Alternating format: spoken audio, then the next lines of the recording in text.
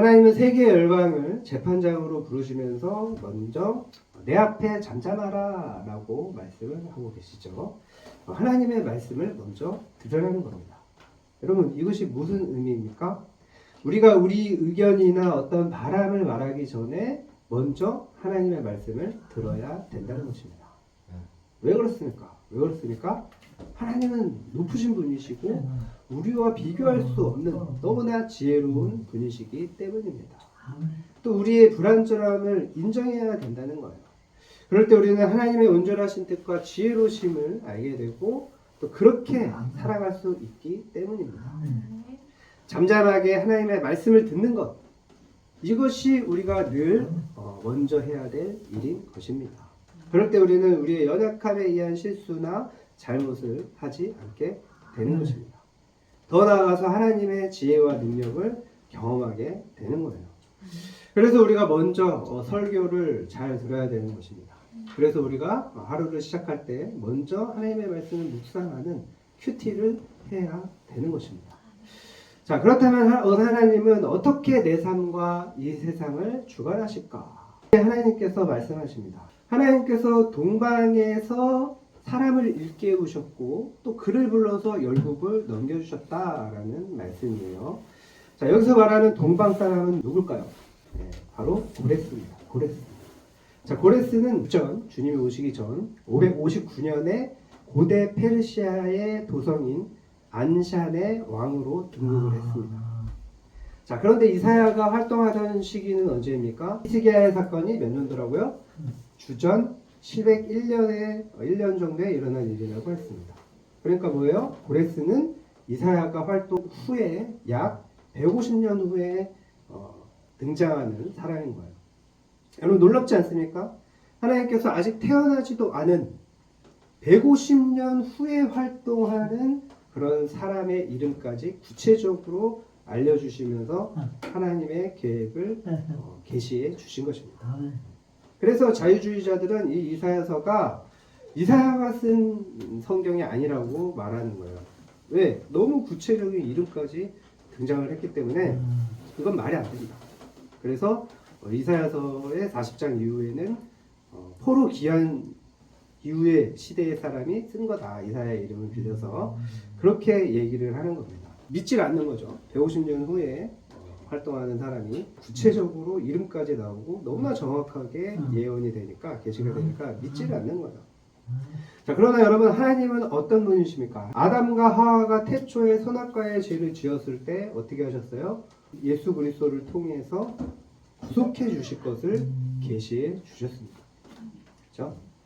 게다가 이사야 이전인 북이스라엘의 여로보암 왕, 북이스라엘의 첫 번째 왕이죠. 나라가 분열된 이후에 그 여로보암 왕이 죄를 지었을 때도 한 선지자를 보내셔서 아직 태어나지도 않은 유다의 요시야 왕의 이름을 구체적으로 말하면서 여로보암을 심판하실 것을 경고하셨습니다.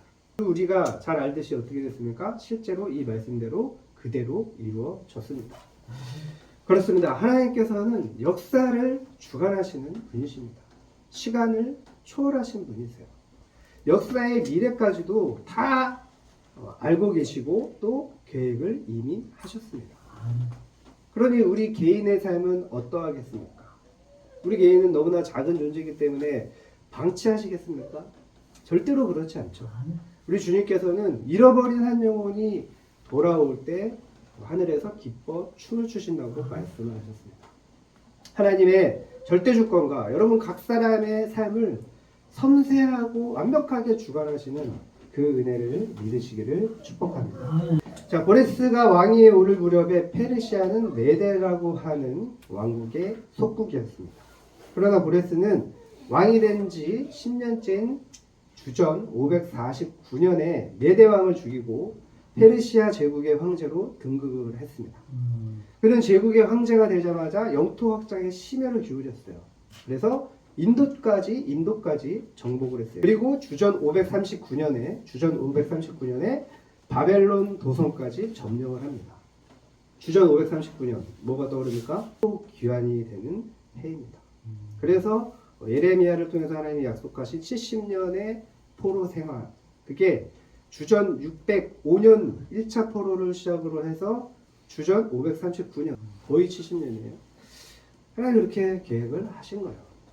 자, 하나님께서 말씀하셨던 뭡니까? 고레스가 바벨론 도성을 함락할 때 전투도 없이 무혈 입성을 했습니다. 최강국이었던 바벨론을 도성을 전투도 없이 무혈 입성을 했습니다. 당시 바벨론 제국의 왕이 왕궁을 잠시 비우고 원정길에 있었습니다. 원정길에 있었어요. 그때 바벨론 왕을 대신해서 위임 통치를 하고 있던 왕이 바로 누구냐? 다니엘서 4장에 나오는 벨사살 왕입니다. 벨사살 왕이에요. 벨사살 왕이 어떤 왕이에요? 막 잔치를 많이 벌이던, 주연을 많이 베풀던 왕이잖아요. 그래서 벨사살 왕이 왕국에서 주연을 베풀고 있던 중에 이 페르시아 군대가 쳐들어와서 바벨론 도성을 함락시킨 겁니다. 완전 무혈 입성을 한 거예요. 그렇게 강력했던 바벨론 제국의 도성을 하나님께서 말씀하셨던 이사야 시대의 사람들은 페르시아가 바벨론을 정복할 것이라고는 아예 상상조차 하지 못했습니다. 아예 상상조차 하지 못했어요. 당시 바벨론 제국은 너무나 강력했기 때문이기도 하지만 또 페르시아는 안산이라는 지역을 중심으로 한 너무너무 작은 나라에 불과했기 때문입니다. 그런데 실제로 150년 후에 하나님의 말씀대로 그대로 됐습니다. 사실 페르시아의 힘만으로는 바벨론 제국을 무너뜨린다는 건 상상조차 하기 어려운 일이었습니다. 그런데 페르시아는 너무 훨씬 강했던 메데라는 나라를 합병을 시키고 또 바벨론 성까지 무혈 입성하는 등 세계를 제패하게 됩니다. 여러분 어떻게 이런 일이 가능했겠습니까? 만물의 주관자이자 전능자이신 하나님께서 고레스를 당신의 종으로 불러서 기름을 부어주시고 또 힘을 주셨기 때문에 가능했던 일이었습니다. 그것이 우리가 아까 읽었던 이사야 45장 1절의 말씀인 거예요.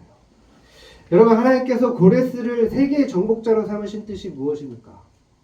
그 뜻이 무엇일까요? 이스라엘 백성을 바벨론 포로에서 해방시키는 것이었어요. 그죠?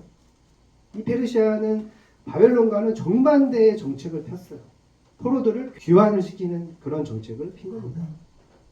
비록 이스라엘 백성이 불순종해서 바벨론을 통해서 징계를 하셨지만 70년 후에 다시 회복시켜 주시겠다고 하시는 그 약속을 그대로 지키신 거예요.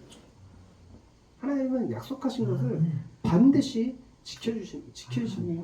성취하십니다. 우리가 생각하기엔 너무나 말도 안 되는 일처럼 보일지 몰라도 하나님께서는 그대로 약속을 이뤄주시는 거예요.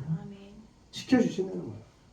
그래서 페르시아라고 하는 작은 나라의 왕을 부르셔서 그에게 강력한 힘을 주시고 대제국인 바벨론을 정복할 수 있도록 하신 겁니다. 사실 당시 이스라엘은 역사의 무대에서 완전히 사라진 민족이었습니다. 그런데 하나님은 이스라엘 백성을 잊지 않으시고 약속하신 대로 포로에서 귀환하도록 고레스를 사용하신 것입니다. 여러분 이러한 사실을 통해서 우리가 알 수 있는 것은 무엇입니까? 하나님께서 세상을 주관하신다는 거예요. 하나님께서 각 사람의 삶을 주관하신다는 거예요. 또한 하나님께서 하나님의 백성을 중심으로 움직이신다는 것입니다. 얼마나 놀라운 일입니까? 이것이 이사야서 전체에 흐르는 메시지예요. 그렇습니다, 여러분. 하나님께서는 역사를 주관하시는 분이십니다. 역사의 주인이십니다. 그 역사를 주관하시는 하나님께서 주인께서 우리 택한 자녀들을 중심으로 세상을 움직이신다는 사실을 믿으시기를 바랍니다. 여러분 이 은혜를 기억하시기를 바랍니다. 이 자부심을 마음에 새기시기를 바랍니다. 여러분은 결코 별 볼 일 없는 존재가 아니에요. 세상 만물의 주인이신 하나님의 자녀인 것입니다. 하나님의 자녀로서의 권세가 있는 권세를 가진 그런 놀라운 존재인 거예요. 축복받은 존재인 거예요. 그러므로 여러분의 삶에 어떠한 문제가 있더라도 이 자부심을 가지고 이 은혜를 믿고 하나님 앞에 나아가시기를 바랍니다. 아멘. 늘 지금 상황에서, 지금 내 상황에서, 지금 이 문제 앞에서 하나님께서 내게 원하시는 것이 무엇일까? 그것을 늘 생각하시기를 바랍니다. 아멘. 그리고 담대하시기를 바랍니다. 세상과 각 사람의 역사를 주관하시는 전능하신 하나님께서 여러분을 인도해 주십니다. 아멘. 여러분을 사랑하십니다. 아멘.